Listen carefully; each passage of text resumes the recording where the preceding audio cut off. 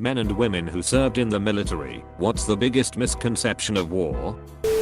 Waiting. Everything is large vast periods of boredom interlaced with small intense periods of high stress. I've flown several hundred combat sorties, and I have maybe a handful of stories that weren't we took off, nothing happened, then we landed.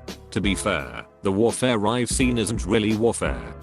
To be fair, the warfare I've seen isn't really warfare. This is so true for many of us. I was Navy during Desert Storm. We never stepped off the ship, just loaded weapons for pilots, and listened to big guns go off occasionally. Never felt any sense of danger.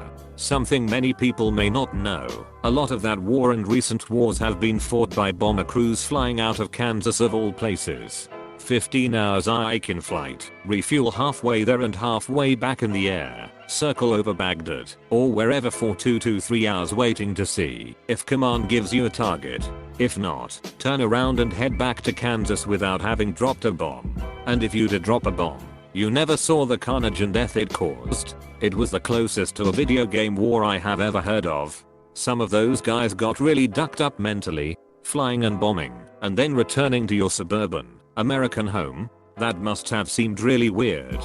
Those guys and drone pilots who were located half a world away. I think I'd prefer to have been where I was, where I could at least sense that people were in danger and that the war was real, even if I felt safe, than to only see it through a screen.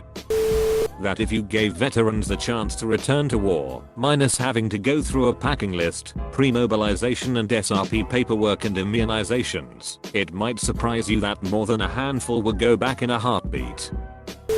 Not every military members have seen combat. There are a lot of us who dealt with administrative side which, while not as bad as combat, sucks hard.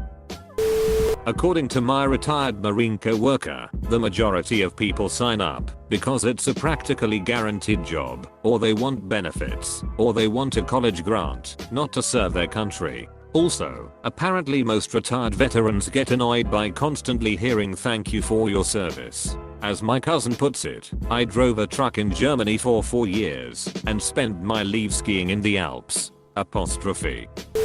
That if you've served in the military, that you've been to war. I served 4 years in the Navy, worked on airplanes in the desert. 0 sea time, 0 wartime. That you can think straight, or at least, make a decision the same way you would during non-war time. Any decision made in war is made with extreme stress and severe lack of sleep. In wartime, dumb mistakes are unavoidable. 1 minute you are doing regular bunk drills. The next minute you're told to move out ASAP because the locale might get shelled. But there isn't any emotion. Yeah, you move faster and are stressed, but you aren't scared. There isn't any screaming. No rushed mistakes or panic. It's like an army of ants. You step on their hill and everyone just comes to rebuild it like nothing happened. Things I learned. Hours of boredom and a tedium, then minutes of fear. Kids will be kids. Wherever you are in the world, it brings out the best and worst in people. You will meet people who you will die for, but others who are so scummy that it will take active effort to not accidentally injure them. That you understand what you're doing, or the implications of your actions. I was a teenager when I went to Iraq. I had no clue why we were fighting, really. In hindsight, I was just blindly following orders I had been conditioned to trust. Not really a misconception, but the amount of money wasted in war and in the military-industrial complex would blow your ducking mind. It doesn't really faze me anymore, but it's still crazy looking at some of the dollar amounts I've helped spend over the years. For me, that people know what they are doing. You can train and go to the range and patrol through the field and do endless sand table exercises, but when you're actually getting shot at, nobody has any idea what to do. It becomes a frantic shit show. Everybody is talking on the radio at once and nobody wants to duck up, so everybody just sort of goes overboard. Runner up, that you never let your guard down. There were 2 times I was deployed that, if something had been trying to get me, it would have succeeded. Time 1 was on fire watch at a schoolhouse north of Al-Qut. Whole company was sleeping, and I was just sort of zoning out. I heard a noise approaching me from behind and frantically tried to unsling my rifle as a plastic bag blew by. The other time we were on a vehicle patrol, and I was on the pintle mounted machine gun. I was zoning out, and an Iraqi police truck passed us. Dude in the back had his own machine gun, and was flagging us. If he had been anything but an ally, he'd have had us for sure. Twice my lack of attention could have gotten me killed. It sticks with you.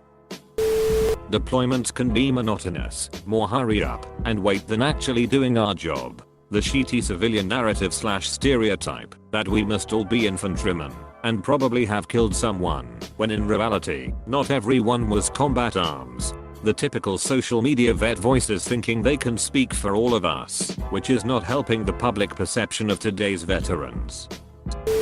Like 95% of the military will never get anywhere near actual combat. They're usually the ones screaming the loudest about getting military discounts, their veteran status, etc. I met a dude once who was missing a leg and kept introducing himself as disabled vet. It got annoying, like, yeah bro, we noticed the limp.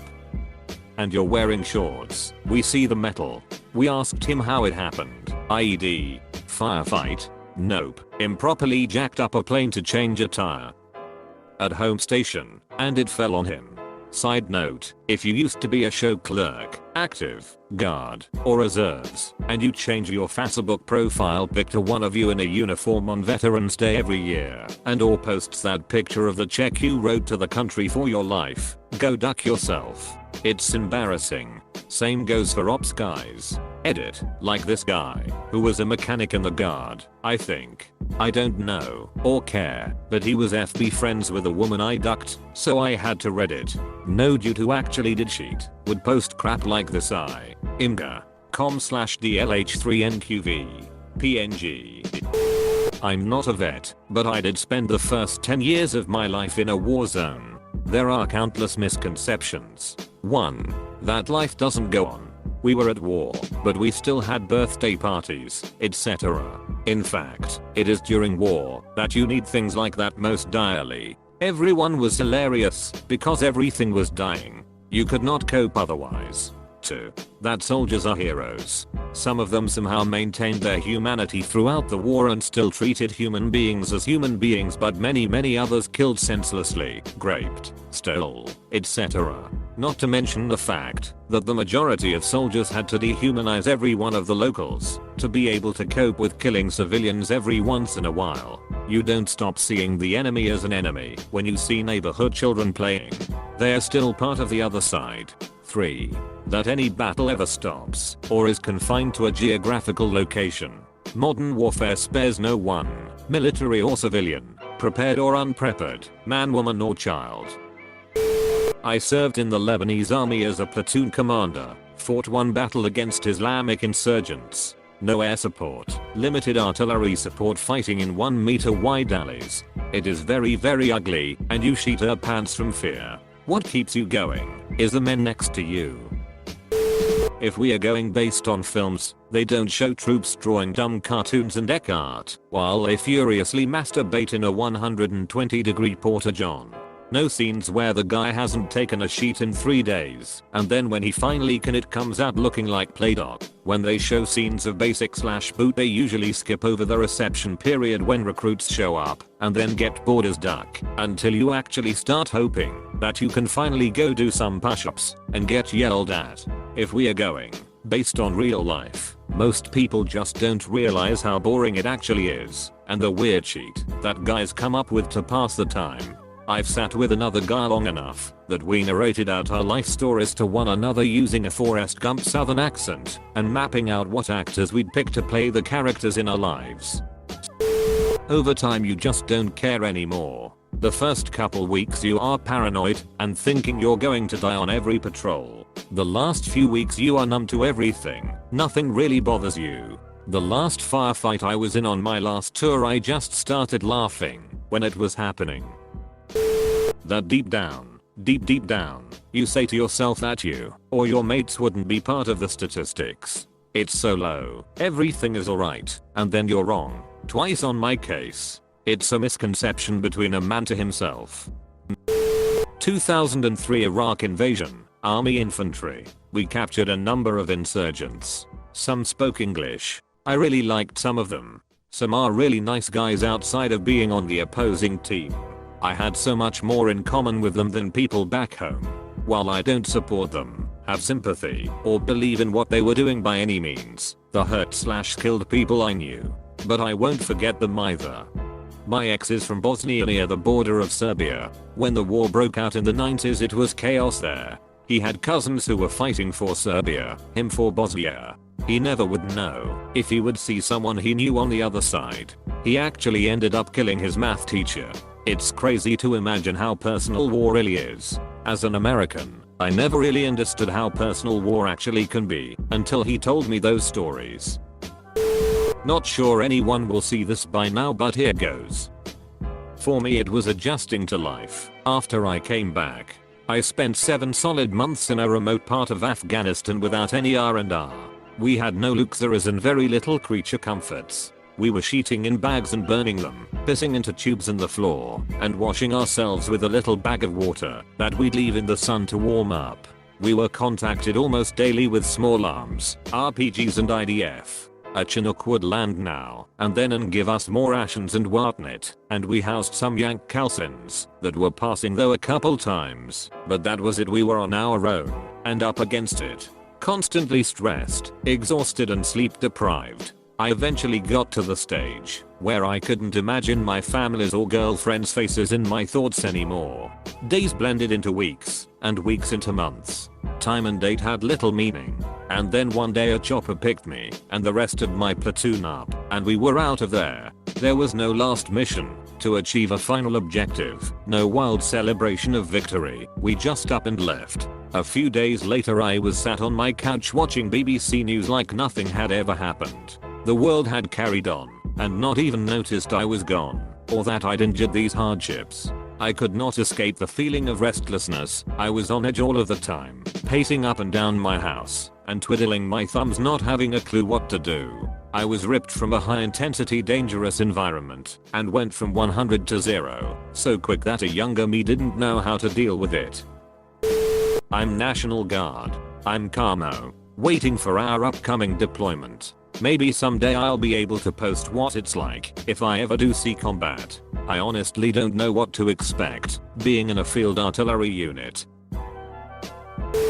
When you've crushed your enemies and seen them driven before you, you're probably not going to hear the lamentation of their wham. Wars aren't fought by stoic badasses with a sweet 5 o'clock shadow and a one-liner on their lips. Wars are fought by goofy 20-year-olds with sunburned cheeks who just want to get back to their tents so they can play Xbox with their buddies. That the troops are all heroes and good guys. It's filled with dirtbags and people who got picked on in high school, so they want to take it out on people they have some authority over.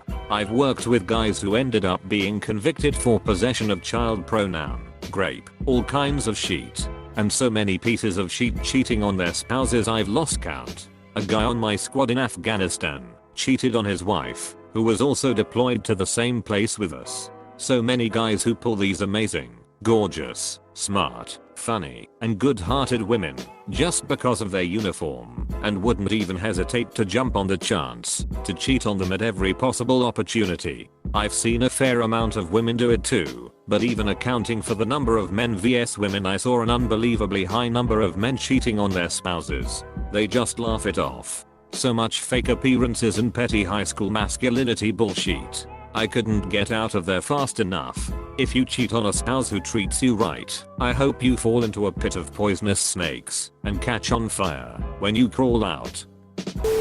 I haven't deployed yet, so I can't give insight on that aspect. I do serve, and I can tell you this one: not every soldier is a hero. There's a lot of shitty people in the military. That being said, some of the most genuine, caring, and overall kick-ass people I've met were through the army. To even when deployed, it's not always war per se.